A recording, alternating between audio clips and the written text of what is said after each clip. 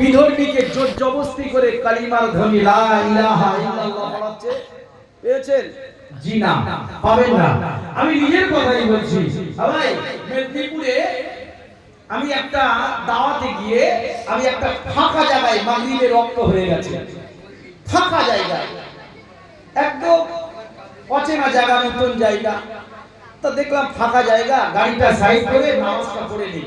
তো নামাজে দাঁড়িয়েছি, কিছু যুবক ছেলে রাস্তা দিয়ে আসছিল, আস্তে আস্তে ঠিক আমার ধারে পাশে এসে তারা জয় শ্রীরাম বলে ধ্বনি দিচ্ছে জোরে জোরে।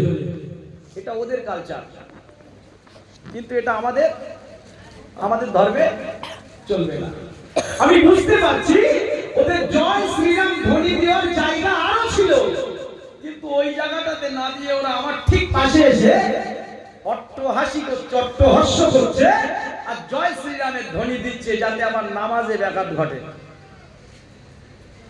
কিন্তু প্রকাশ্যে আমার আল্লাহ কুরআন পাকে নিজে বলছে, লাস্তা আলাইহিম বিমুসাইতির, ওগো নবী জোর জবরদস্তি করে নয়। কেউ কালিমা নিজ ইচ্ছায় পড়ছে না। আপনি ধন সম্পদের লোভ দেখিয়ে কালিমা পড়াতে পারবেন না। কেউ কালিমা স্বইচ্ছায় পড়ছে না, আপনি তাকে তলোয়ারের ভয় দেখিয়ে কালিমা পড়াবেন না।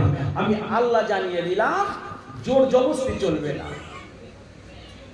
তবে বাবু, ওলামারা আপনাদের কেউ কোনোদিন জোর জবরদস্তি করে লাঠি নিয়ে নামাজ পড়াবে না। আপনার ইমাম, আপনার গ্রামের আলেম, আপনার গ্রামের হাফেজ, তারা কেউ জোর জবরদস্তি করে